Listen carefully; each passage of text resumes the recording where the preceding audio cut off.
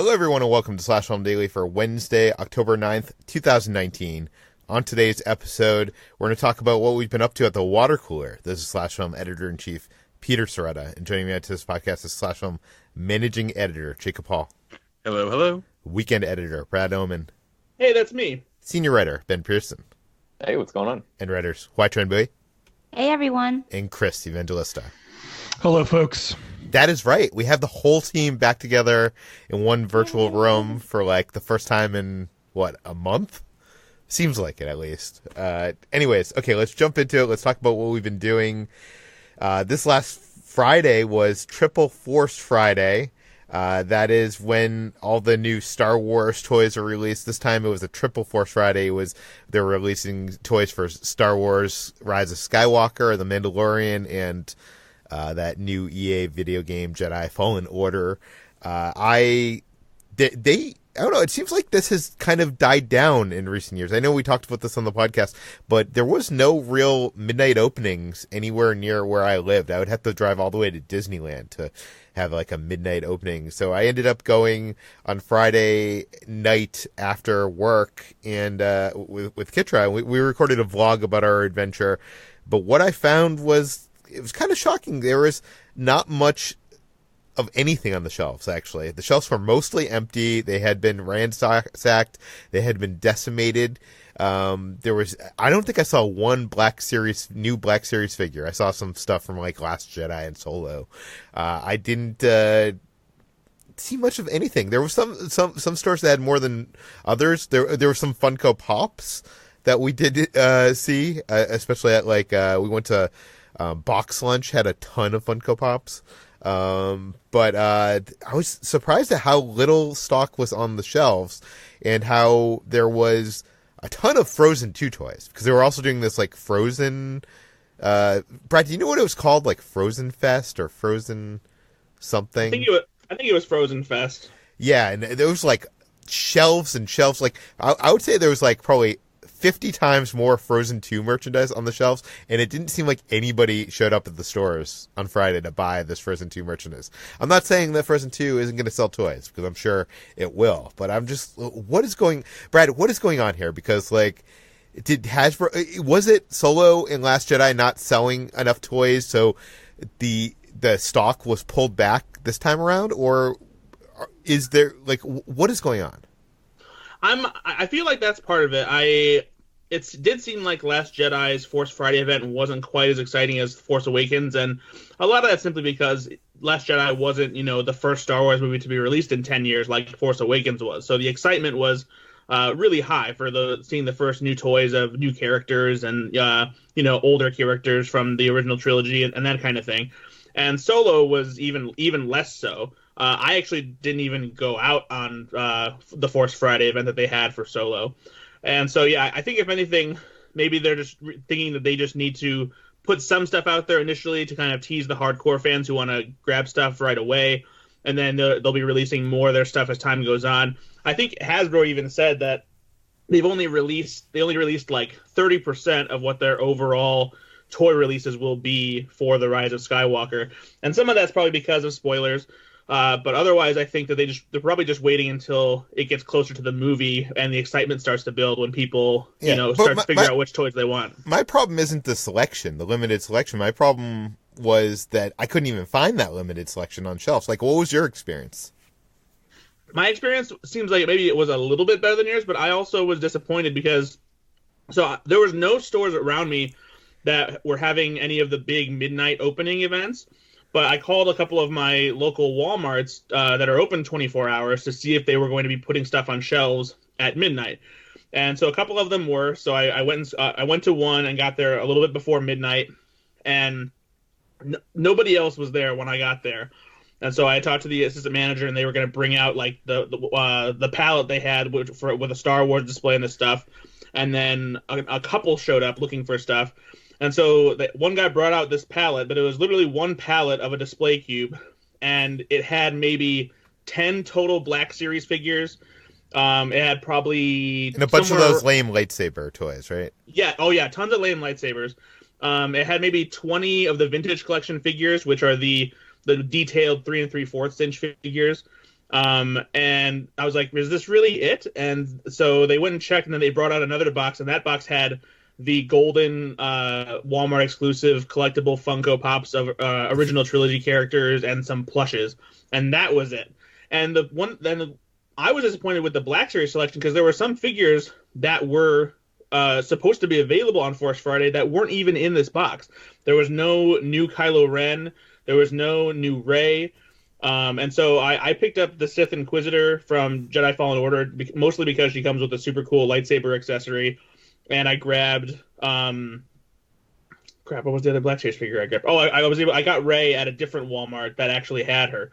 And so it was just, it just felt really weird. So I grabbed some of the Vintage Collection figures because I grabbed like Zori Bliss and the Sith Jet Trooper and the Knights of Ren figure they released.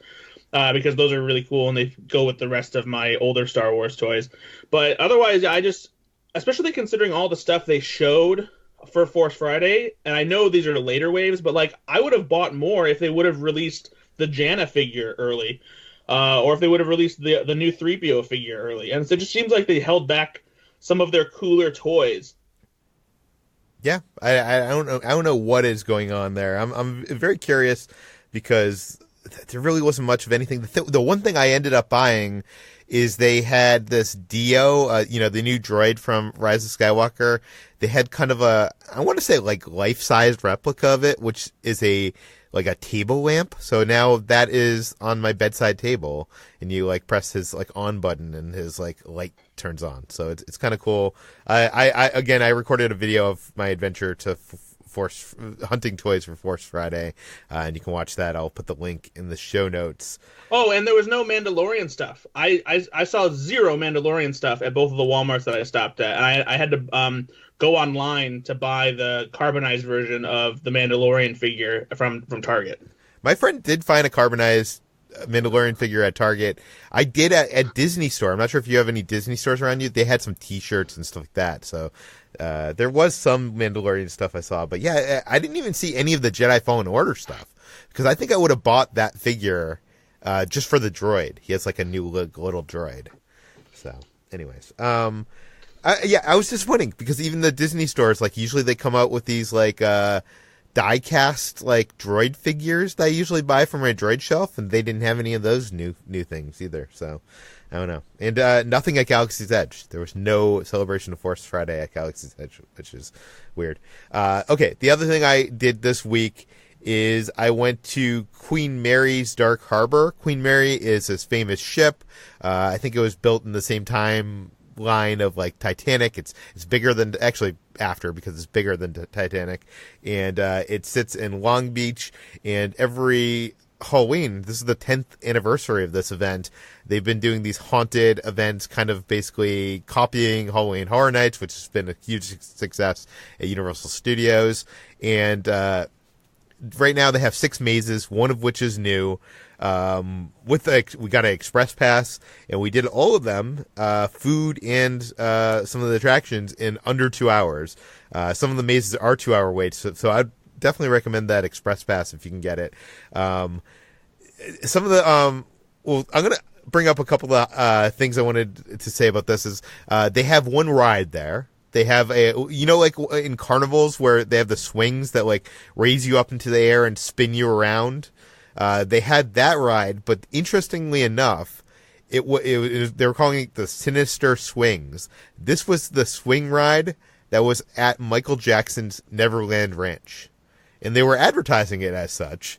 So it's kind of weird going on this. I did not ride it. Kitra rode it, but I imagined Michael Jackson maybe use this ride to gain the trust or whatever he used the ride for. It's weird to be riding this ride, and it's weird to be selling, come to this event to ride Michael Jackson's, ride. It's strange. But it was fun. Anyways,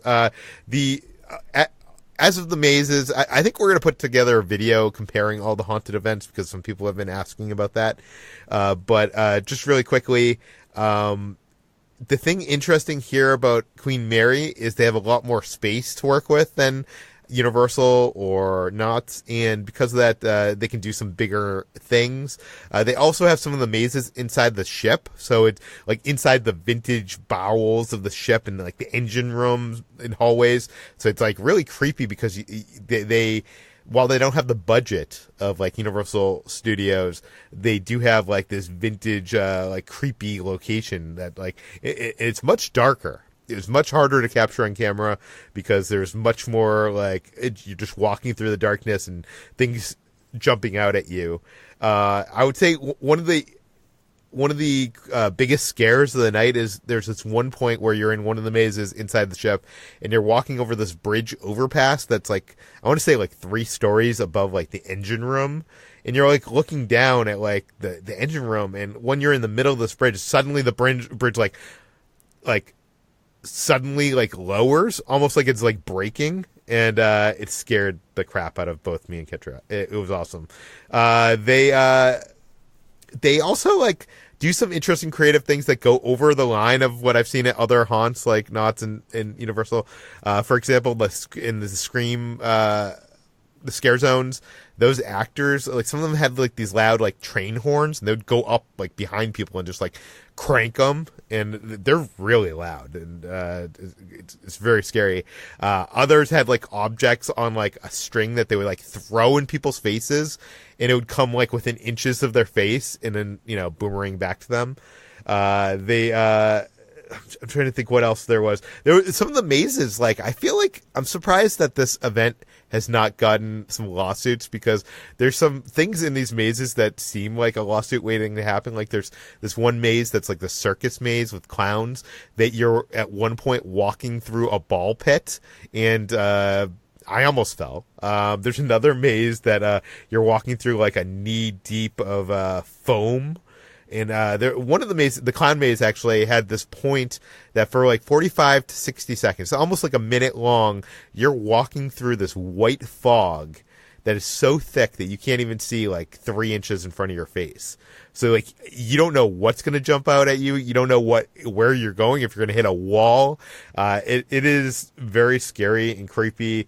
The bad of this event is it's less themed, less story, less budget. And I would say that the parking costs almost as much as the ticket price of the event alone, but I would recommend it. I also have a video up about this event, so if you want to check that out, the link is in the show notes. Jacob, you also went to a haunted event in Austin. Is this the one you go to every year? Yeah, there are 2 haunted houses, or 2 major haunted houses in the Austin area. Excuse me. There's House of Torment, which if you live in Austin, you've seen the billboards. It's a heavily advertised one, the massively expensive one, the one that has a budget. And there's Scream Hollow, which is the smaller one out in Bastrop, out in Texas Chainsaw Massacre country, that I hugely prefer, but have not gone to yet. But I do House of Torment every year, and I like it. And this year they did a much needed refresh in the themes. They changed some things up. It was very different than it was last year, which was very similar to the year before, so it needed it. But House of Torment, it's in a big warehouse area divided into 3 haunted houses. And even though they've added like a bar and they've added a gift shop and they've added, photo opportunities, the modus operandi there seems to be get people in and out as fast as possible. Whereas other haunted attractions have added, like, for example, Scream Hollow has a giant fire pit you can gather around with chairs and picnic areas and multiple shops and a restaurant. And it's out in the middle of the woods, so we can like look at the sky. And once you start going to like haunted houses where like create an entire experience and want to keep you there to make an event out of your trip, it's really hard to go back to places like House of Torment, which are really well done. When you're in there, the effects are great, the actors are good, it's top-notch stuff inside. But I feel like we go in and get out and we're done with all 3 houses in less than 90 minutes, whereas other places we want to stay there and linger and enjoy the atmosphere. So I don't know what House of Torment can do to improve this. They have a limited amount of space. They're actually in the city. But it's still worth it, and it's still a good trip if you like haunted houses. But some people have been asking me in real life and on Twitter, if I'm in Austin, which haunted house I go to, and if it's anything last year, Scream Hollow is still the place I recommend. But House of Torment, still good. If you're going to do 2 haunted houses, Scream Hollow in Austin, House of Torment in Austin is still a good time. But I'm actually planning to come back with a bigger report on haunted houses next week, Peter, because I am going to be out of town Friday through Sunday. Which means that I will not be around at work on Friday, because I'm going on a family trip to Dallas, where my wife's family lives. And my wife and I decided to transform this into a plan we've had for a long time, which is to hit up a bunch of Dallas haunted houses. I mean, unlike Austin, Dallas has, like over 20 major haunted houses, because the Dallas-Fort Worth Metroplex is millions and millions of people. It is the size of several Austins all lined up alongside each other. Wait. Are these like professional or are these like home haunts? Professional. Wow. And including the Cutting Edge, which is either, depending on which record you look at, either the world's longest or the country's longest haunted house. It is apparently 55 minutes to walk through. So we're doing that one. Yeah. It's in an old slaughterhouse in Fort Worth. And it's going to be, that's the first one we're doing on Friday night. We're doing that one, a place called Dark Hour, and 2 additional parks on Saturday night. And each additional park has 4 or 5 haunted houses. So we're going to 4 locations, but doing, I think 13 separate haunts. Wow. That's a lot of haunts. So I'll be able to come back on Monday or whatever next water cooler episode is with a full report on the Dallas-Fort Worth haunted house scene. Well, very cool. We look forward to that. Ben is back. He's back from Hawaii. Ben, well, first of all, happy birthday. Thank you. And how was Hawaii? It was amazing. My wife and I went to Kauai, which is an island that we've never been to before, and I cannot recommend it highly enough. Guys, Hawaii, great spot. Just throwing that out there. Hot take, Hawaii is awesome.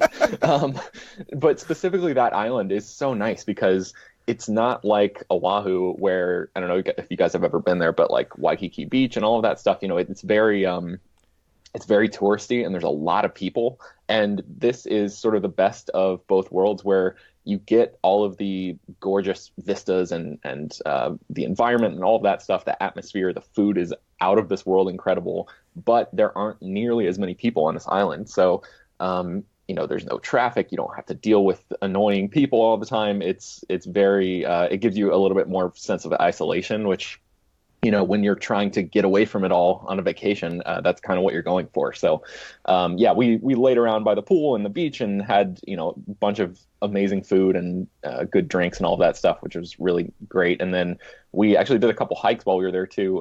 The Nepali coast is one of the most beautiful places I've ever seen. And we had 2 different hikes where we sort of approached it from different angles. One of them is, it's called the, God, I'm going to butcher the name, so I'm not even going to try to pronounce it. But it's like a 2-mile trail that basically goes down into like this, almost like a secret kind of beach. It reminded me a little bit of The Beach from The Beach, the movie, the one that's actually in Thailand. So yeah, it's amazing. I'm going to be posting a bunch of pictures and stuff on Instagram, so you can follow me there if you want to check out some of the stuff and maybe bookmark it for your own future vacation plans, because I would highly, highly recommend it. There's one thing that I did that I wanted to mention specifically, and that was we took a tour, this place called Kipu Ranch Adventures. We rode a UTV, a utility task vehicle, which is basically like a go-kart with a roll cage on it and huge shocks and everything. And so it's like an ATV, but more like you're in a Mario Kart sort of situation.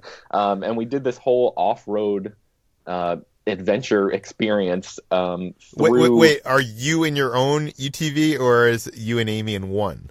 So we chose to share the same one. So she's in the passenger seat and I was driving.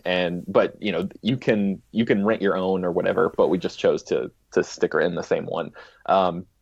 And we got to drive around through all sorts of mud. We got completely covered in mud, and it was amazing. But if you've ever been to I'm trying to think of the name of the place right now. It's escaping me, but like the valley where they shot Jurassic Park and some of that stuff. Lost. Lost. You sort of get vistas like that, but this is actually the spot where Spielberg filmed some of Jurassic Park, but then the Indiana Jones, the opening scene of Raiders of the Lost Ark, where Indiana Jones is running across the hills and down the hills, and he runs out and jumps in the river and jumps on the plane and flies away. That was where that was shot. So we got to drive this off-road vehicle basically right next to that hill where he was running, and the entire experience kind of ruined the Indiana Jones ride at Disneyland for me, because it was basically the real thing. Like, we were able to, that ride is like you get on a fake vehicle and you're like bumping along and going through the crazy Indiana Jones inspired adventure, and we got to like get in our own vehicle and drive through this crazy geography and actually like through the spot where the movie was filmed. So I don't know if it's ever going to be the same going on that ride again, but yeah, anyway, Hawaii, highly recommended. Yes, I want to go back. I've only been there for one set visit, one of the Jurassic World movies, and I did not get a chance to fully explore it. HT, you were at New York Comic Con this weekend and some of last week. We talked about this briefly yesterday, but how was it? It was a lot of fun, if a little bit isolating, because I wasn't able to cover it alongside other people on staff. I was just kind of running around by myself, and I think it was definitely added to that factor by the fact that it doesn't take place entirely in one space. New York Comic Con is mostly held at the Javits Center, but there are several other events that take place at the Hammerstein Ballroom and an AMC theater like a couple blocks away. So you're just kind of running back and forth between like this 5-block radius, which can be a lot, especially when it's pouring rain like it was on the first day. So that wasn't quite that fun. But after I finished covering the panels for Slash Film, which you can find the coverage for on the website, I actually had quite a bit of fun just wandering around the show floor and looking at the artist alley. I bought, I think, about $100 worth of art prints. I think I went a little crazy, but I was just very excited because I don't know, it was just I was just excited to be done covering it for work and spend a little money and have time to myself. So wait, what did you buy? Well, I bought some prints for presents for my friends because Christmas is coming up. So, that's part of it. But then there's one piece that I really like that is made by Michael Matsumoto. And it's a print from Avatar: The Last Airbender. And it looks like an old scroll. It's designed to look like one where it shows the character Aang in his poses, surrounded by the elements of earth, fire, wind, and water. And I'm really excited about this piece. I have far too many art prints now that I have to now buy frames for, but I'm excited. And it was overall a pretty good time. It was fun seeing just the crowds of families that were around. And also the prominence of anime here, because New York Comic Con is allied, I think, with Anime USA or Anime NYC. So they had a lot of promotions for the new season of My Hero Academia and just a lot more just anime presence at New York Comic Con. And yeah, it was fun. I got to see the panels for Watchmen, which I talked about, as well as Devs, the new Alex Garland series, which I also talked about yesterday.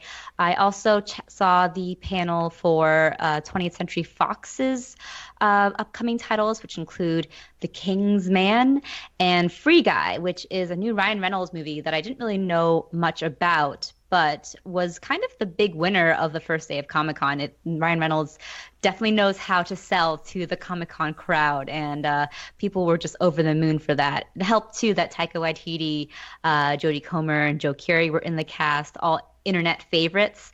And there was a fun bit that Ryan Reynolds and Taika Waititi did in a clip that they showed where they didn't remember that they were in Green Lantern together, and that was quite fun. Yeah, Watchmen was, I think, the big standout for me. I really enjoyed the pilot, which I'll talk about a little later. And I also saw the panel for M. Night Shyamalan's new Apple TV Plus series, Servant, which kind of actually impressed me a little bit. It's a psychological thriller series that sets in one location. It's kind of a Rosemary's Baby-esque, in which a couple hire on a mysterious nanny to look after their child that turns out to be a doll that they're using as sort of this grief therapy, and things start to unravel from there. But yeah, it was quite fun. Wait! They hire a nanny to watch over a doll? Yes. But the woman is under the impression that this doll is real, so she is not quite mentally stable, and it becomes a very intense family drama. Does M. Night Shyamalan knows the plot of The Boy? I don't know. No one asked that at the panel, but it's because a little no one different. saw The Boy. That's why. Well, enough people saw The Boy to make I a think. second one, right? Yeah, they are doing The Boy too, so apparently enough people saw it. But the one twist with this one is that the nanny actually plays into the doll being a live baby and treats it as such. So it's the husband who's kind of put on edge and not sure what is happening in his house. So it was interesting. The trailer looked very much like an M. Night Shyamalan thriller. So we'll see. I don't know how it will play out across several episodes, but because it seems like a premise that would be best suited towards a movie. But we'll see how that will play out when it comes out in Apple TV Plus. I also saw the Snowpiercer panel, which was interesting. I really loved the Bong Joon-ho Snowpiercer film, but they are drawing more influence from the original graphic novel that was published in 1982. So it seems that they're pulling influence from both that and the film. Stylistically, definitely from the film too. So that will be interesting to see once that debuts on TNT. And yeah, that's my New York Comic Con experience, which was my first time, as well as my first time this year at San Diego Comic Con. But I think I will be returning to both. I thought you were going to say it was my first time and my last time. No. I had fun for the most part. Okay, let's move on to what we've been reading. Jacob, what have you been reading this week? I am almost finished reading Ring by Koji Suzuki, and this is the 1991 Japanese novel that inspired the original Japanese film The Ring and the American remake of The Ring and the many, many sequels all across the world. It's an entire franchise in Japan with comics and TV, and there's sequel novels. It's so much bigger beyond in Japan than it is the United States. But I've been trying to read a few more horror novels this month to try to get in the mood for Halloween, and I figured why not see where this all began. And what's really interesting about Ring the novel is it is significantly different from all the film adaptations.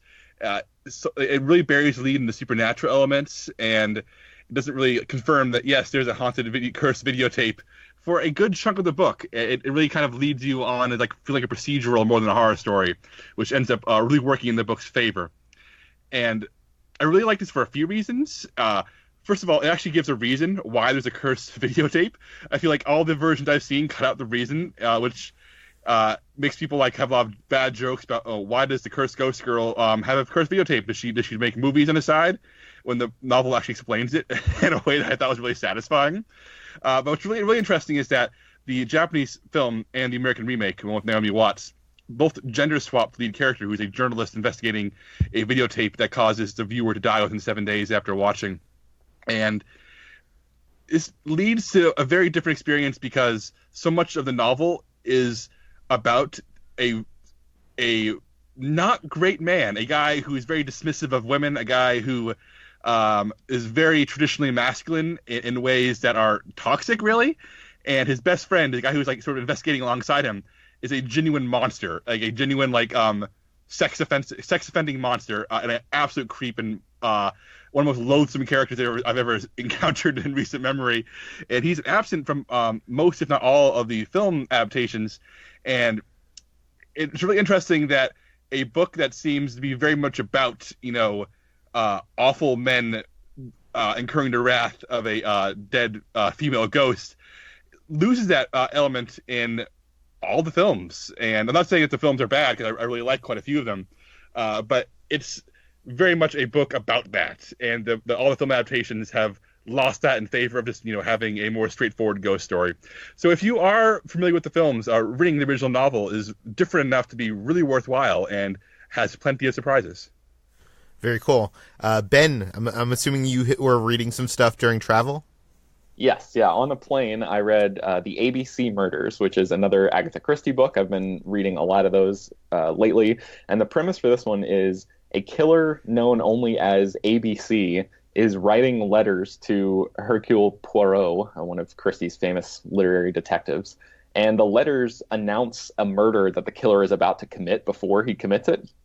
And the way that the ABC part comes in is that the killer decides to kill somebody whose name begins with A in a city whose name begins with A, and then moves on to kill a person whose name starts with B in a city that starts with B, and so on. So it's very good. I like the premise a lot. It's a very short, very quick read. It's very like Sherlock Holmes, this story specifically, because it's told through the eyes of a Dr. Watson-esque character who's a longtime friend of Poirot. So you sort of get that, that experience of like being in the room with him and not necessarily having it told from his point of view. It's Christie's like 21st novel, and she had been writing for about like 15 years at this point and still had many, many to go. So it's sort of relatively early in her writing career, but still very sharp, and it has all of the great sort of marks that you would expect. All the boxes are checked for a good murder mystery like this. So I would recommend it. And like I said, it's a very short book, very quick read. So if that premise hooks you or has you interested, then I'd recommend checking it out. It's called the ABC Murders. Very cool. Okay, this week we're going to move into what we've been watching. This week I saw Gemini Man.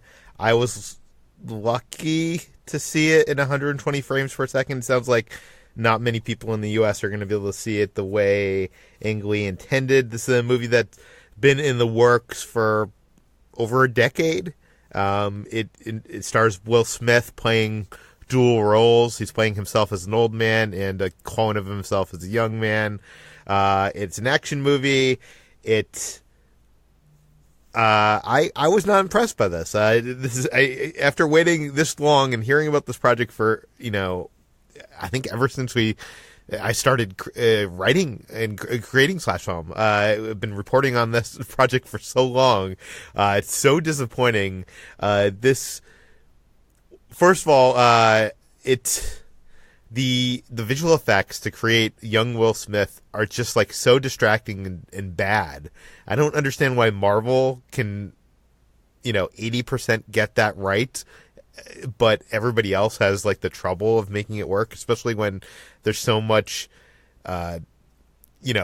footage of Will Smith as a young man to work off of, samples to work off of. And also the 120 frames per second. This is something we saw Peter Jackson work with in the first Hobbit movie. I think they released that in 120 frames, and I didn't like it then, and it looked kind of like a TV movie. The quality of it makes it look like it was shot on video. Not that, everything nowadays in cinema is shot on video, or most everything, but usually it's shot in 24 frames per second. That makes it look cinematic. 120 frames per second makes it look so vividly real that it looks like, I don't know, it just looks like videotape. It's hard to describe it. And because of that, it's like so distracting. It's weird because like the hand-to-hand combat in this movie, because of the 120 frames per second, like it's almost like you can see that the stuntmen aren't fully connecting because it's so lifelike. Yet, and so much of it looks so fake, but there's other parts of it, I will say.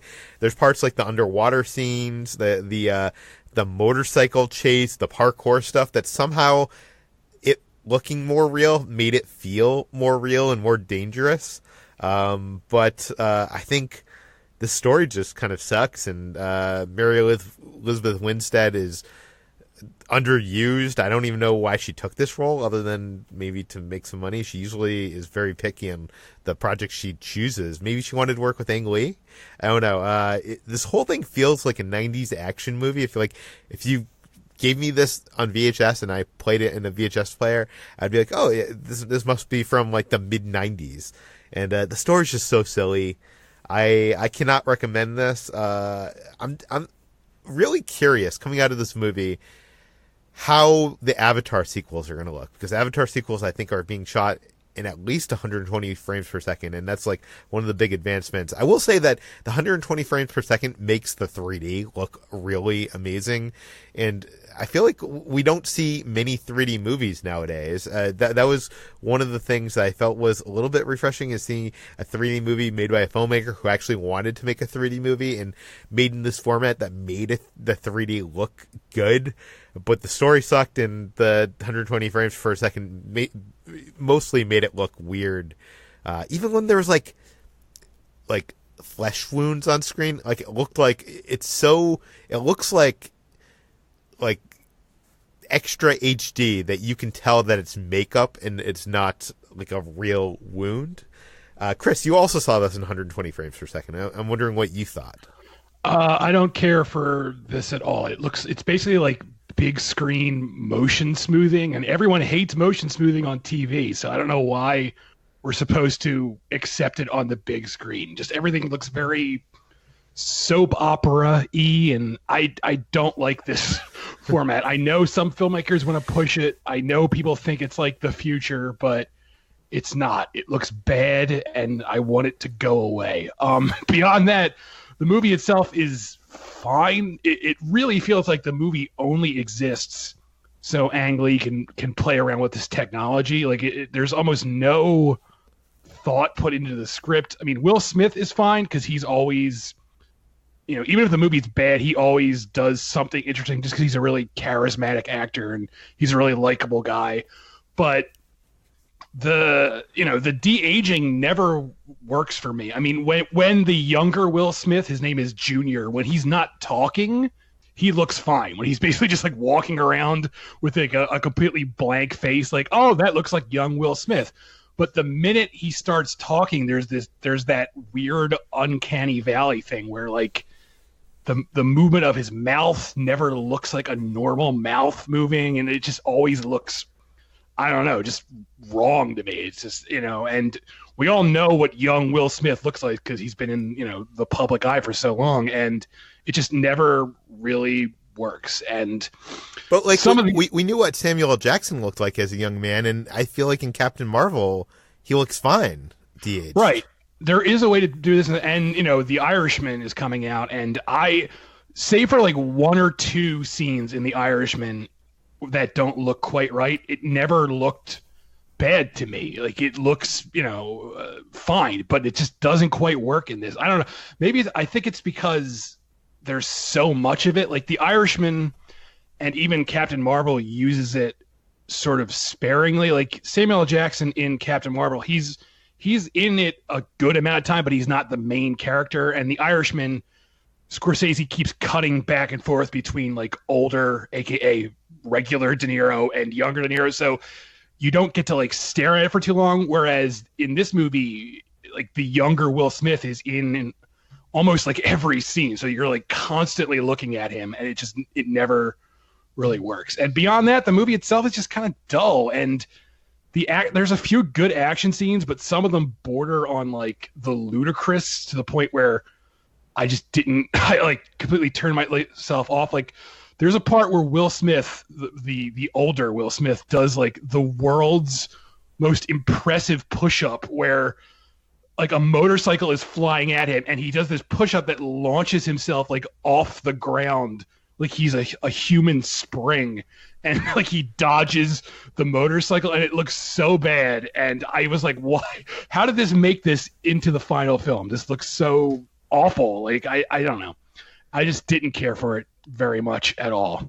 Well, you know what? One of us saw this in 24 frames per second, which is what I think most people in the world will probably end up seeing it as. Ben, what did you think of it in 24 frames? Yeah, so I saw it at a press screening here in Kansas City. I'm here for a work trip, and I was able to, so shout out to, I think his name is Charlie at Paramount, who was able to get me into a Kansas City press screening, which is strange. And I had no idea what frame rate I was going to be seeing this, even to the point where I sat down in the theater and still didn't know. But they didn't hand me 3D glasses, so I was like, what's going on here? So I didn't even see it in 3D. So I just saw it as like a quote-unquote normal movie, and I think it kind of took some of the fun out of it, because I feel like the whole thing about this movie is like the presentation and the format, and like you guys have said, the story is not that great. I think I'm more on Chris's side, where I just think it's sort of fine. Like I had a little bit of fun with it, and it definitely feels like a 90s throwback, but I don't know. If you just go to see this movie, I think it's just going to be a relatively boring experience for you. Like you might as well just wait and see it at home if you're just going to watch it in 24 frames per second. So I don't know if I would have gone to the press screening if I knew that's how I was going to see it. But in any case, I just thought the movie was mostly fine. I think the thing about the young Will Smith is like, Chris, you were talking about how you stare at him for so long and he looks good while he's not talking, but as soon as he starts talking, something starts to shift and it starts to get off a little bit. I think part of that too is the voice that Will Smith is doing, and that, I don't know, it's like, you guys, Peter, I think you said, we have a lot of young Will Smith reference to go through, and I know what young Will Smith sounds like, and the voice that old Will Smith did in a sound booth to try to capture his younger voice in this movie is not what he sounded like at that age. So it sort of throws it off even more and makes the entire experience a little bit more of a disconnect for me. So I don't know. I guess I can't wholeheartedly recommend this at all either. But I don't know. It's kind of like a dad movie, Like I feel like my parents would get a kick out of it because there's not, it's got some decent action and it doesn't really. It gives you what you think you're going to get, stripping away all of the technological aspects from it. Yeah, and I should clarify, it's not a bad movie. It's just like so middle of the road that I don't know. It's just like you expect more from Ang Lee and Will Smith. Yeah. Anyways, what else have I been watching? I've been watching the new season of Survivor. It's season 39 of Survivor Island of the Idols. And honestly, it's not as exciting as that title of the season makes it out to be. Basically, the premise of this season, every season of Survivor, they try to make some kind of twist. This season is that two of the biggest Survivor players of all time, between them, I think they have 3 wins on the game. It's Boston Rob and Sandra. They basically have their own island, which is called the Island of the Idols, and each episode, one person from the cast gets to go to the island and train with them and get their wisdom and maybe get an advantage in the game if they can, learn enough and prove their worthiness. I don't know, none of the characters in the season seem that exciting. It is interesting that it does seem like it's gearing up towards a lot of times in Survivor, I feel like the women, the men end up controlling the game. There are exceptions, like with Sandra, and the women float along, are able to float to the end, and then there have been female winners, obviously, but it's not usually the women are in control of the game from the beginning, and it seems like this season really has a huge woman component. There's a huge all-woman alliance going on, which I think makes it a little bit more interesting, but I think the thing comes down to next season is Survivor 40, and I think they're putting all their money in that one, which they're going to have all returning players. I wish they would do an all winners edition. I honestly wish this Island of the Idols, I wish there was more idols this season, because that's what I think makes Survivor more interesting. But I'm watching. I enjoy Survivor. It's cool. It's just the whole concept seems a little bit more gimmicky and not that exciting, but maybe it's just because we're in the first few episodes. Usually the first few episodes are the least exciting. It's when, it gets down to one team and it's really a competition that it gets, I think, it is what Survivor is. But yeah, so Survivor, Island of the Idols on ABC. Brad, what have you been watching?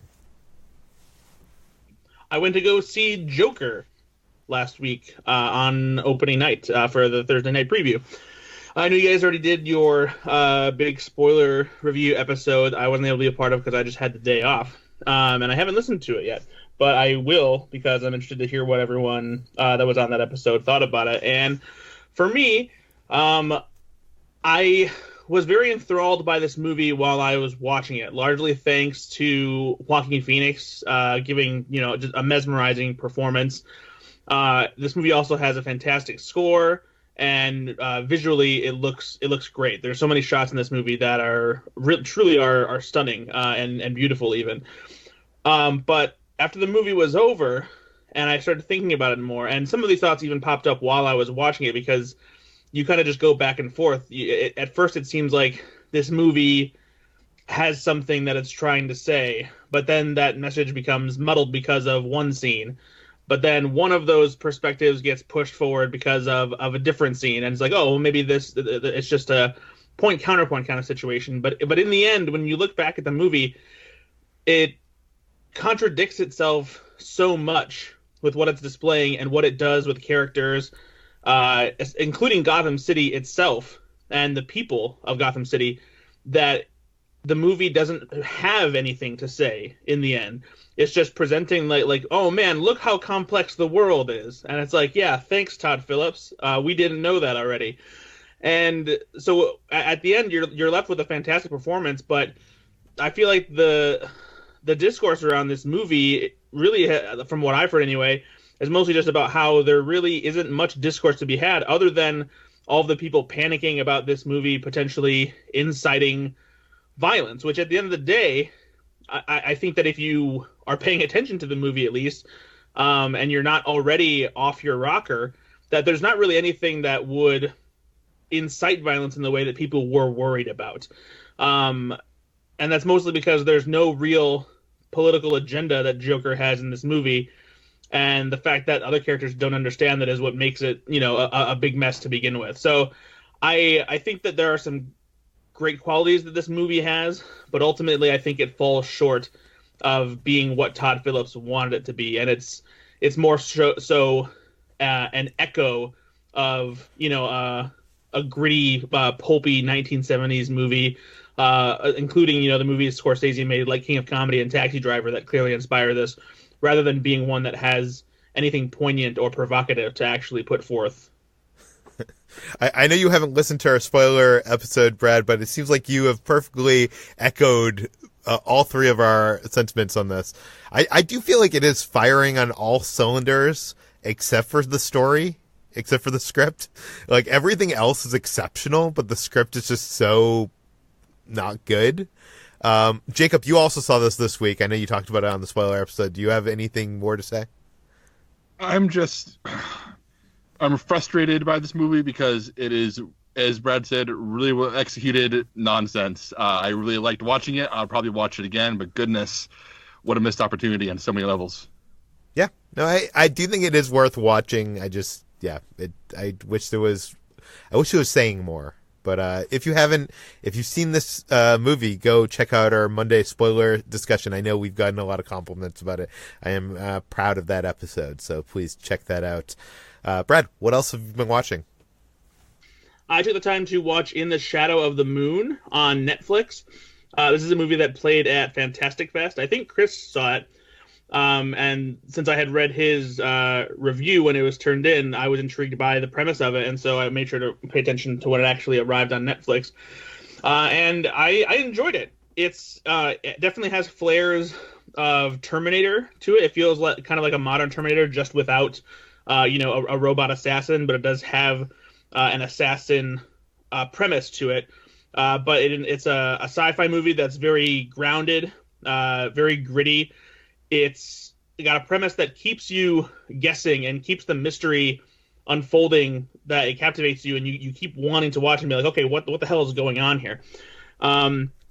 It does feel like it kind of bites off more than it can chew, though, because by the end, that when they end up having to explain the mystery and what's behind it, it somewhat disappoints. And some of that I think is because it's a little bit underdeveloped. When you finally learn what it is that Boyd Holbrook's character, who is a detective, has been chasing this whole time, it feels like that there should be more explanation. I simultaneously wanted this movie to be longer, but I also would have preferred it to be shorter, if that makes sense, because I wanted them to get I wanted the movie to have a little bit better pacing, but I also wanted to spend more time with this mystery and with the concept that it puts forth. And I don't want to spoil it because it is interesting to find it out on your own, but once you get there, I wanted there to be something else. And I almost wish that and this kind of contradicts what I just said, but I almost wish it were a limited series or something like that allowed each episode to dig into each chapter of this story a little bit more, because the movie does essentially break down into 4 different parts. And And I would have liked to explore a little bit more, but maybe in a way that was a little bit more polished and a little more, I don't know. I don't want to say focused because it does hone in on Boyd Holbrook's character and what's happening with him as the crux of the story. But I feel like what's there is bigger, and I don't think the movie or the itself needs to be bigger in the way that like the Terminator franchise has become. But I think I wanted a little bit more meat from this meal, as it were. Okay, Jacob, what have you been watching? I watched the first episode of a new Netflix series called Marianne. It's an 8-episode or maybe 10-episode French horror series about a horror writer who returns to her hometown after her creation has seemingly come to life, or maybe or maybe it was all real to begin with. And I've only seen the first episode, but it's a very, very creepy hour of TV, and I enjoyed it a great deal. And it's well acted, it's tense. It kind of has if Hereditary was on the CW kind of vibe, which I actually mean it's a full-fledged compliment. I really, really like it. And the one thing I will recommend is that if you do watch it, it defaulted to the dub, the English language dub when I put it on. So make sure you go in and turn on the French language with subtitles. It's so much better in every possible way. Chris, I know you've been watching this too. Did you finish the whole season yet?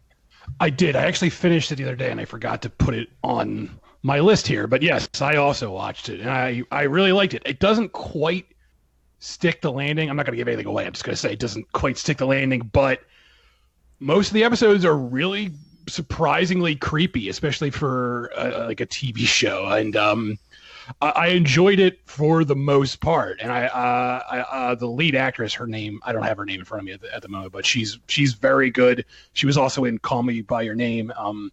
So I hope this sort of like turns her into a bigger star and gets her into more things, because she is a pretty good lead. She does a great job with handling a lot of stuff that's going on in this series. So if you like creepy stuff and you're in the mood for something creepy this Halloween season, you should definitely check this out.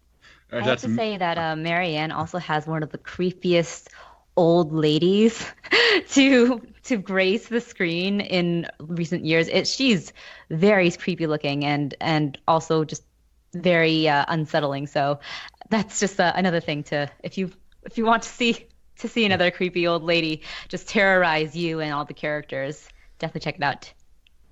Yeah, for me, the tone, maybe better than Hereditary meets the CW, it's what American Horror Story wants to be. It's kind of the tone I get from it. So if this sounds appealing to you, you should definitely check out streaming now on Netflix. It's Marianne. I also watched Final Prayer, which is known as The Borderlands in other areas of the world. It is a UK found footage horror movie from 2013, and it checks a lot of my boxes. It's about a Vatican team sent to a church out in the wilderness of the UK to investigate a miracle and find out that it's not a miracle, it's something far worse, and it's all caught on camera. And it's very much a slow burn. It takes a while to get going, like a lot of these found footage movies do.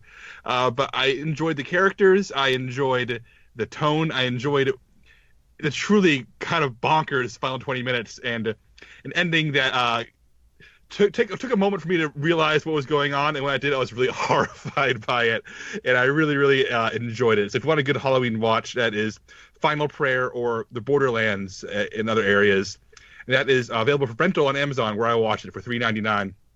And if you like ghost hunting, demon possession, Vatican, Catholic, paranormal, found footage horror movies, which I do very much, is my favorite niche subgenre, you should definitely check out Final Prayer.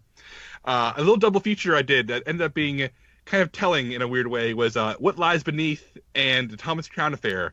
The first came out in the year 2000, the second was 1999. And they both feel at one with another because it's like it's the last time in the last era where middle-aged movie stars were the draw of like these major releases. I mean, What Lies Beneath is a Robert Zemeckis thriller about a woman who believes her house may be haunted. It's Michelle Pfeiffer, a name above the title, leading role, I think, for the last time, and Harrison Ford. And they're both in their, I think they're 40s, late 40s, early 50s in this movie. And they're both spectacular, and they both have that movie star quality. And the script, which is written by Clark Gregg, a.k.a. Agent Coulson, of all people, it's solid, dependable, Lifetime supernatural fluff. but these two movie stars anchor it. And the movie's built around, the magnetism of Michelle Pfeiffer and Harrison Ford being on screen together, being movie stars. And Thomas Crown Affair, which is John McTiernan's remake of the Steve McQueen movie, is similarly built between, here is Pierce Brosnan and Ray Russo, also both in their 40s at the time, being movie stars. Let's watch these movie stars be slick on the screen. And neither movie is as good as their leads. They're both made of, pretty familiar parts. But this is, right before, superhero movies started taking off, right before Hollywood fundamentally shifted toward, directors being a bigger draw than movie stars. And to watch these movies that are built firmly around these leading men and leading women is a reminder of, like, the last gasp of, very traditional Hollywood filmmaking. I think they're both actually good movies. I like revisiting them. And Thomas Crown Affair I rented on iTunes, and What Lies Beneath is streaming on Hulu. And they're both worth revisiting, especially What Lies Beneath for the Halloween season. It's nice and spooky. So I'm curious, has anyone seen these movies recently? Have they held up for anybody else?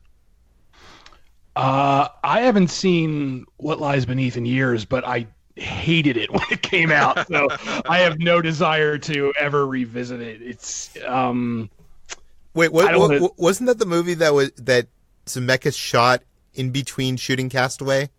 Yeah, right. Because Tom Hanks had to lose weight, so yeah. He rushed out and made his little Hitchcock ghost movie. Yeah, I'm with Chris. I remember seeing it and also hating it as well. That's insane to me. I think it's a totally good movie. No. It seemed really predictable and just really hokey to me. Oh, okay. Ben and HT, surely one of you like What Lies Beneath. I remember liking it at the time, but I have not thought about it, remotely since then. I'm still sitting here blown away at the fact that Clark Gregg wrote it. When you said that, my jaw dropped. So this is the first time ever hearing of that. I don't think I've actually ever seen What Lies Beneath, so I can't help you, Jacob. I'm sorry. Okay, I need HT and Ben to watch What Lies Beneath on Hulu to become my defense next week. Peter, how about you? Come on, surely you like What Lies Beneath. I was a huge Zemeckis fan. I've not seen this movie. It's so long, but my favorite movie of all time is Back to the Future. I loved Castaway. I loved Zemeckis of that time before he got sucked into the void of technology. And I remember enjoying kind of what he did with What Lies Beneath, but I have not seen it in over 10 years, so I don't. Okay. It is very important to me that everybody rewatch this movie except for Chris and Brad. So next water is this cooler, the movie that's going to break apart teen/film? I'm making it that movie because there's no reason to hate a movie as innocently enjoyable as What Lies Beneath. Yeah. Okay. Thomas Crown Affair is pretty good though, Jacob.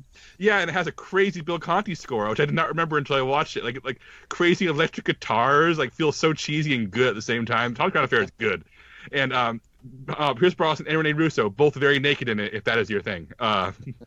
Also, last gasp of John McTiernan, director of Die Hard, Predator, Hunt for October, before he made Basic his worst movie, then went to prison.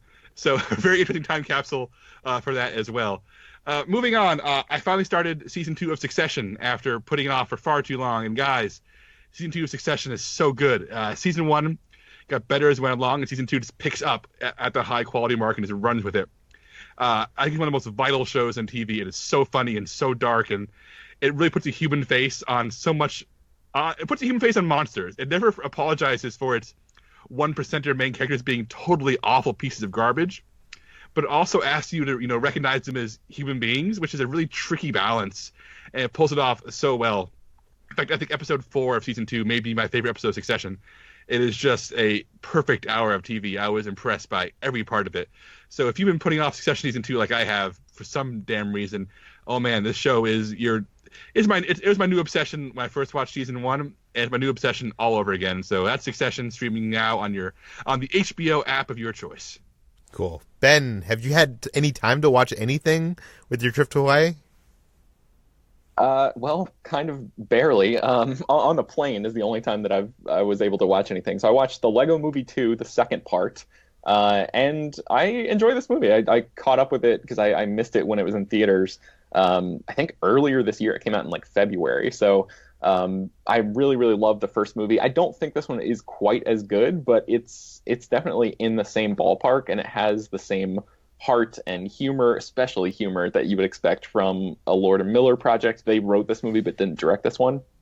And I'm so glad to hear Ben say this, because I feel like so many people were unjustly disappointed by this movie, and I think that you're right that it's not quite as good as the first one, but it's exactly what it's supposed to be as a Lego Movie sequel, and I think it's pretty damn good. yeah, and Tiffany Haddish is in this as like I guess the antagonist, like one of the main antagonists. And a lot of times when, this I guess is probably on the tail end of Tiffany Haddish's like meteoric rise post Girls Trip.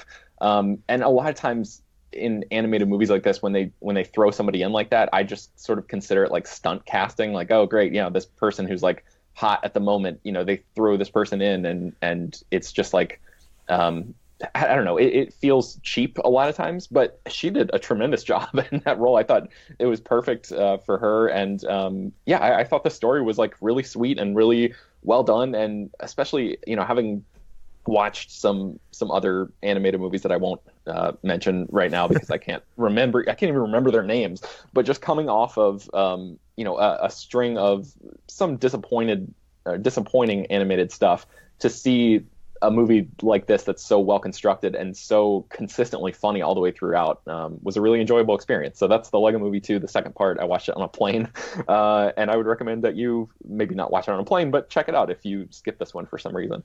And then finally, I watched Fury, which is the 2019 Vietnamese martial arts movie that I think HT talked about last week or maybe a couple weeks ago on the podcast. And I had a lot of fun with this movie. I think I don't remember exactly what your take on it was, HT, but for me, this movie is basically like it's Taken, but with a female lead instead of Liam Neeson. And it's I think the female lead aspect of it makes all of the parts in between the action sequences mean a little bit more, because there are like genuine emotions happening in those moments instead of just gruff growling and people trying to out badass each other for the entire movie. And the action scenes are comparable to anything in Taken, and I think exceptionally well done from a martial arts perspective. And if you're into that type of cinema, you're gonna find a lot to like here with the fight scenes and stuff. But I was surprised at how much I enjoyed the non-fight scenes in this movie as well. So that's Fury, and it's on Netflix right now. Okay, Chris, what have you been watching this week? I watched a screener for a film called Haunt. I think it got a limited theatrical release, and it's coming to Shudder this month on 10/24. And I really liked it. I think Jacob actually talked about this on a previous episode, and it's set in the budding new horror subgenre of haunted attractions that really are haunted or dangerous, if you will. And so it's about a group of college students on Halloween. They go to a haunted house, not like a quote unquote real haunted house, but one that's run by people. And it turns out the people running the haunted house are crazy murderers. And that plot is simple, and there's a million ways you can do that sort of story, but I really liked the way this film handled it. There's nothing like groundbreaking here, but it has a really cool Halloween atmosphere that I really appreciate. Like, there are some movies that are set on Halloween that never really nail like the Halloween vibe, that fall vibe. They just look like they were shot in the middle of summer. And this film manages to really get the Halloween mood right. And a lot of times when movies like this come out and they have like a young cast of unknown actors, all the unknown actors are kind of terrible and insufferable, and you can't wait for them to die. But I actually liked the cast here. I thought they were all pretty likable characters, and you actually care about them. And there's a surprising large amount of like gore, which I was not expecting. Like really impressive practical makeup effects gore. So if you're in the mood for some sort of Halloween treat this season, seek out Haunt. If you have Shudder, get Shudder. It's coming 10/24. It'll be streaming there. If you don't want to wait, I did rent it, I think, through iTunes. So it's out there on your other VOD and rental services. And as Chris said, it is very good, and I recommend it too. Okay. HT, while you were at New York Comic Con, what did you see? I saw the pilot for Watchmen, which I really enjoyed, and they did embargo reviews for it, so I'll give brief impressions that apparently everyone was giving on Twitter anyways. So I'm just gonna tell you what I thought and what was happening vaguely in this pilot. So this pilot takes place 34 years after the events of the original Watchmen comic that was written by Alan Moore and David Gibbons. One interesting thing during the panel actually was that Damon Lindelof, who created and developed this show, apparently couldn't say Alan Moore's name for a good portion of the panel. They didn't start saying his name until David Gibbons came on, gave his blessings to the show, and started just talking about his old friend Alan. So I think that was just a really funny thing. Wait, are you saying he avoided saying it? Yeah, at one point he said, the author of this comic, who I can't talk about. So that was, yeah. I wonder if that's a legal thing. That makes sense. Alan Moore has been very, very contentious about his name being used in relation to anything based on his work, so that makes sense. Mm-hmm. And he does not like giving his blessing to any projects about his any projects based on his writing. So it was in line with that. But I really enjoyed the Watchmen pilot, which I talked about a little bit on yesterday's episode, in that it shares a lot of the DNA with the pilot of The Leftovers. I was really happy that I actually watched The Leftovers before this, because it is similar in how it sets up this world after some sort of cataclysmic event has happened. And it's a world that has been thoroughly changed and affected by this event, and follows these sprawling, rich cast of characters as mysterious elements are kind of seeded throughout. And it has that sort of grounded reality to it that The Leftovers does. But it also has shared elements like the arrival or the rise of sort of cult-like groups. In this case, a group called the 7th Cavalry, who are inspired by Rorschach and wear Rorschach masks. So it's a really great pilot, and the score by Atticus Ross and Trent Reznor is really phenomenal as well, and really fits with that sort of edgy, electric vibe to it.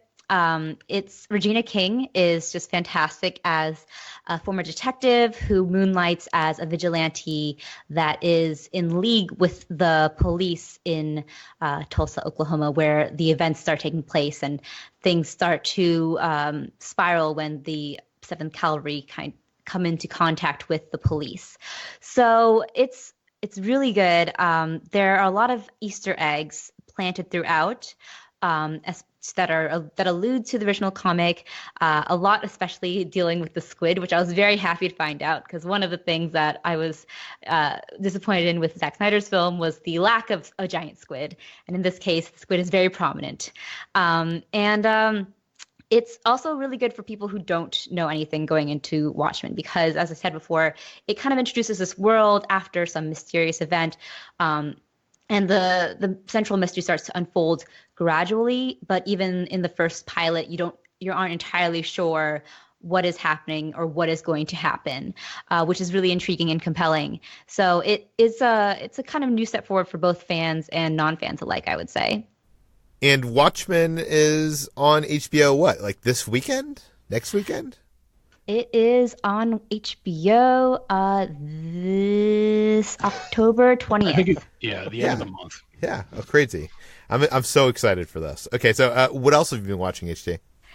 I finally got to see Parasite, and I've been a buzz about this movie ever since it premiered at Cannes, and Ben has just been hyping it up for months now, and I have to say, I loved it. My God, it's definitely my favorite movie of the year, and I will try not to I won't go into spoilers for this, because this is a movie, like Ben said, that you need to go into without knowing as little as possible. But my God, this is such a brilliantly warped and confidently staged social satire that is as blackly comic and savage as any Bong Joon-ho movie, and feels really like culmination of all of his works. And I absolutely adored it. I was just in a daze after I watched it. I have to say that there's it's almost incomparable. I can't really say that there are any other movies like Parasite out right now or out in recent years, just because it does something so spectacular and so confidently with its message of just social stratification and class anxiety. And I just absolutely adore how Bong Joon-ho is able to walk that tonal high wire with this movie and with all of his past movies, but very much so with Parasite. It feels like it is he's just a master at his craft. And I was trying not to read too many things going into Parasite before this, but I couldn't help but read the Vulture profile, which I highly recommend, came out this week. And I learned from that Bong Joon-ho storyboards meticulously all of his films, every shot, and he has a vision for each shot before he goes into filming, and that made so much sense to me going into Parasite, because it is such a visual just feast, and everything is so meticulous and everything is so confident in how it tells it really is just like expert visual storytelling. And I really loved it. And I think that it is honestly, a masterpiece from Bong Joon-ho that I can't wait to see again and unpack even further, because there are just so many layers to this film visually and narratively and thematically. And it is, yes, very on the nose in its visual metaphors, but I think it just works so entirely well. This is going to be our film of the year when we do all the scores at the end. I'm calling it now. I'm so excited to see this, and I'm glad that I just looked. AMC does this have this as one of their like artisan films, which is I guess one of their like indie films that they're going to be showing. So I'm going to get to use my AMC A list to see this. So I'm excited. Okay, let's move into what we've been eating. Speaking of AMC, when I was at AMC theaters this week to rewatch Joker, I saw that they had some special Halloween flavors on their Coke Freestyle machines. One of which is this Fanta Strawberry Zombie Fusion. I had the Fanta Zero version of it. It doesn't really say what the flavors of this is. Mine tasted like strawberry Pez as a soda, which was kind of enjoyable. Not like amazing or anything. Brad, I think you also tried one of these flavors too, right?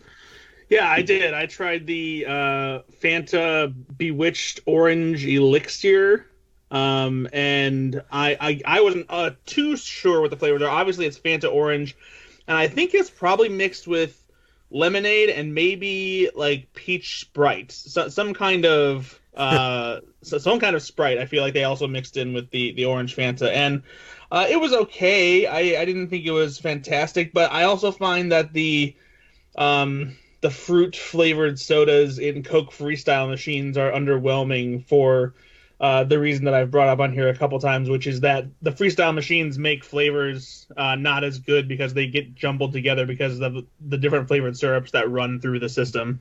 Yeah. I don't think I would get this again.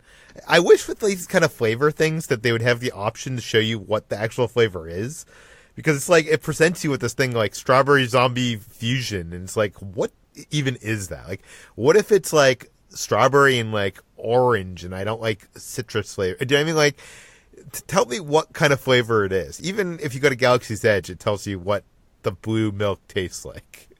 But okay, Brad, what else have you been eating this week? Nothing on the food side, actually. It's been a soft drink heavy week because I was able to get my hands on some new flavors of stuff. There's a new cinnamon Coca-Cola that's out, basically for the holiday season, and it's pretty good. The cinnamon adds a nice spice to it. You know, I guess it's not overwhelming. My girlfriend actually felt like that the cinnamon was too much and that it didn't really taste like Coke anymore, but more of like some kind of a cinnamon soda. I actually think it just feels like there's a little bit of cinnamon in the Coke, and it doesn't do much for me. I think it's fine, but it's not anything that where I was like, oh, it's extremely different from Coca-Cola and adds so much flavor to it. But it's fine, I guess. You know, if you're looking to change things up a little bit, I bet you it would be good to make like a Coke float with this, with cinnamon Coca-Cola. Put some ice cream in it. I haven't tried that yet, but I do want to. Now that they're doing like spicy flavors, why have they not made a Coke, pumpkin spice Coke? Oh, geez. Probably because they don't want everyone to throw up in their mouth. I'd try it. Speaking of spice, though, there is a winter spiced cranberry Sprite that is also out for the holidays. And this I was not too impressed with. It tastes more like watered down cranberry juice mixed with Sprite. And I think that's just because of the spiced part of it. I don't really know like what that's about, but I prefer other cranberry flavored sodas. My favorite one still was Mountain Dew did a holiday. I think it was a holiday dew. I don't know if it was last year or the year before, where it was a cranberry flavored like citrus Mountain Dew that they made, and that was delicious. But this one I was disappointed in. It was not a pleasing flavor in my opinion. And speaking of Mountain Dew, there is a new Mountain Dew that is available exclusively at Dollar General stores. It's called Maui Burst, and it is a pineapple flavored Mountain Dew, and it's pretty good. Pineapple or artificial pineapple, I guess. Anyway, is one of my favorite fruit flavors when it comes to things like candy and soda. I really like both the Crush and Fanta flavors that are pineapple. And this one is pretty good, but it's not quite as good as those two that I just mentioned. I'm not sure if maybe Mountain Dew formula doesn't mix as well with whatever pineapple flavor they have. So it's pretty good, but it doesn't have quite as good of a pineapple flavor. It feels more of like a generically tropical sort of flavor, and so but it's not bad. You know, it's not that I wouldn't drink it again. It's just not one of my favorite alternate Mountain Dew flavors. Okay. I think that brings us to the end of today's Slash Film Daily. You can find more of all of our work at slashfilm.com. You can find this podcast, Slash Film Daily, published every weekday on iTunes, Google, Overcast, Spotify, all the popular podcast apps. Please feel free to send your feedback, questions, comments, concerns to us at peter@slashfilm.com. And please rate and review this podcast on iTunes. Tell your friends. Spread the word. And we'll see you tomorrow. Hey, Peter. Yes, Jacob? We're all together again. If we kill the joke book, does it come back to kill us as a young girl that was drowned in a well? Is that what happens? If the book doesn't, it sounds like Jacob might, because the way he said "we're all together" again was pretty creepy. I'm going to put a rule on this. You can only read the joke book in October if there's a Halloween section. Whoa. Oh, give me a second. Or like haunted, or like, you know, something in the theme of horror. Like it doesn't work if you don't have that section, Jacob. It's not happening. So.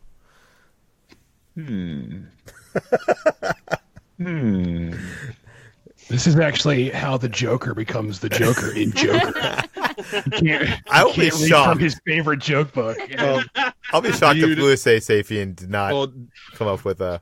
Well, the Grand Truman Book of Insult, Offense, and Effrontery, Sharp Retorts for Posts, Caustic Quips, and Impolite Put Downs by Louis A. Saphian does not have a dedicated Halloween section. However, Peter, it does have a section for people like you who try to impose rules on the world. And that section is losers. What? So, Peter, no one is your equal at hitting the nail squarely on the thumb.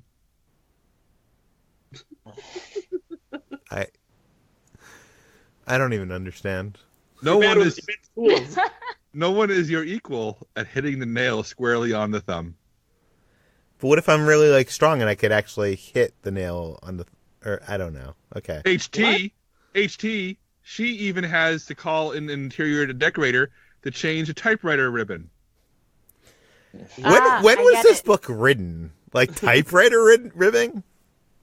Ben, he's back from Hawaii. He's standing on his own 2 feet. His car has been repossessed. Oh, no. Brad, if he ever sold lighting fixtures, the sun wouldn't set.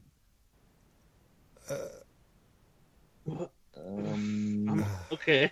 If Brad ever sold lighting fixtures, the sun wouldn't set. Oh, I see. Yeah. Chris, I want to see Jacob, like the Joker, go to like an open mic and like start reading these jokes and see And then when nobody laughs, him repeat the joke over until people laugh. Chris, not only has he had a hard row to hoe, he hasn't even got a hoe. Wow. Ah. Ho.